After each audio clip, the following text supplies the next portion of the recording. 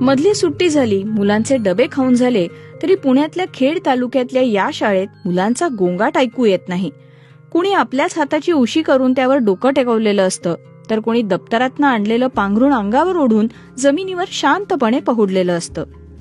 वर्गांच्या बंदिस्त भिंती आणि बेंचची शिस्त नसलेल्या कनेरसरी गावातल्या जालिंदर नगर जिल्हा परिषदेच्या प्राथमिक शाळेतली मुलं रोज डबा खाल्ल्यानंतर अर्धा तास झोपतात.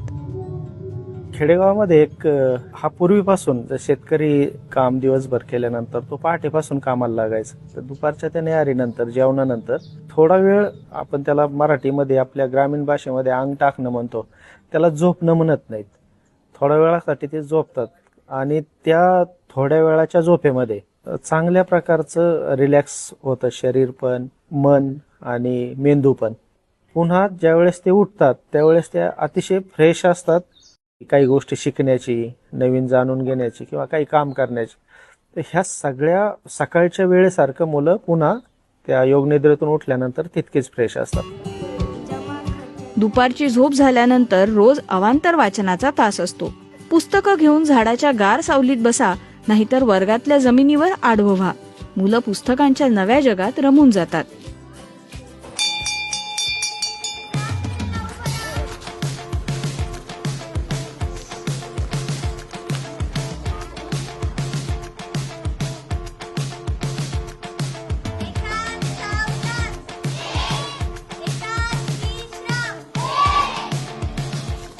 शिरूरच्या वाबळेवाडीसारखाच याही शाळेचा वारे गुरुजी कायापलट करतायत.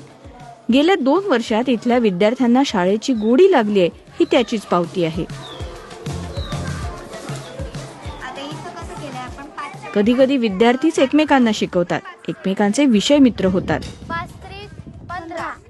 एक गोष्ट इतक्या 28-29 वर्षाच्या आमच्या अनुभवानंतर लक्षात आलेली की मुलं शिक्षकापेक्षा मुलांकडून अधिक चांगल्या पद्धतीने शिकतात. बेरीज सोडवायची, मग आज आहे तसं लिहून घ्यायचं. 1-2 वर्ष वयाने मोठे असतील बाकीच्यांपेक्षा आणि एकदा शिकवलेलं त्यांना परिपूर्ण समजत असेल किंवा स्वतः अभ्यास करून काही गोष्टी समजून घेण्याची त्यांची कॅपॅसिटी असेल, तर अशी जी मुलं आहेत आणि ह्या मुलांसोबत बाकीच्या मुलांचे काही ग्रुप जोडून दिले तर ही मुलं सगळ्या शंका त्याविषयी मित्राला विचारतात.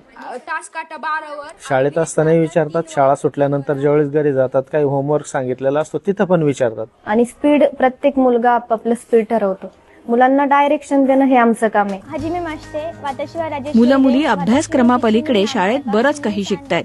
शाळेतल्या अनेक मुलांना जपानी भाषा येते. काहींनी जपान सरकारकडनं घेतल्या जाणाऱ्या भाषा परीक्षेत N5 लेव्हल पर्यंतची मजल गाठली. काही मुलं जपानी सोबतच फ्रेंच, इंग्रजी आणि भारतातल्या कन्नड, तमिळ अशा भाषाही प्राथमिक संवाद करता येईल इतपत शिकलेली आहेत. Alexa, prime minister of Russia.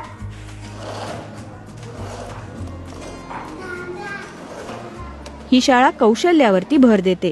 शाळेतच मुलांना 22 प्रकारची कौशल्य शिकवली जातात असं शिक्षक सांगतात. त्यात चित्रकला, हस्तकला, ज्वेलरी बनवणं, प्लंबिंग, सुतारकाम, ब्युटिफिकेशन स्किल्स आणि अगदी कोडिंग आणि 3D अॅनिमेशनही शिकवलं जातं, तेही त्यांचा कल पाहून. काय दिसते? अडचणी येतात, लहान मुलांना लहान बनवूनच शिकवावं लागतं. आपण पण त्यांच्यासारखं बनवून शिकवावं लागतं. माझं शिक्षण MSc इन ऑर्गॅनिक केमिस्ट्री. मी इथे मुलांना कोडिंग शिकवते.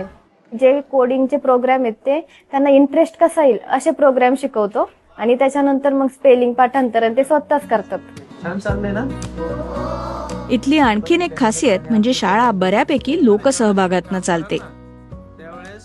तर लोकसहभागातून सगळे लोक म्हणजे जे पालक आहेत ते मला पगार देतात. ही झाडं वगैरे सगळी पालकांनी आणि विद्यार्थ्यांनीच मिळून लावलेली. मुलांची शाळा नाही वाटत, ही शाळा आमची म्हणून आम्हाला वाटते.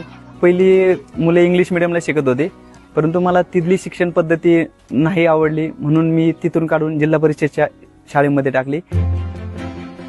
सगळ्या शाळांना सुट्टी होती तरी या शाळेत मुलं रोज येत होती. अगदी मोकळ्या वातावरणामुळे सुट्टीतही मुलांना शाळा हवी हवीशी वाटत होती. शाळेतल्या या प्रयोगांची दखल जागतिक पातळीवरच्या टी फॉर एज्युकेशन या संस्थेने घेतली.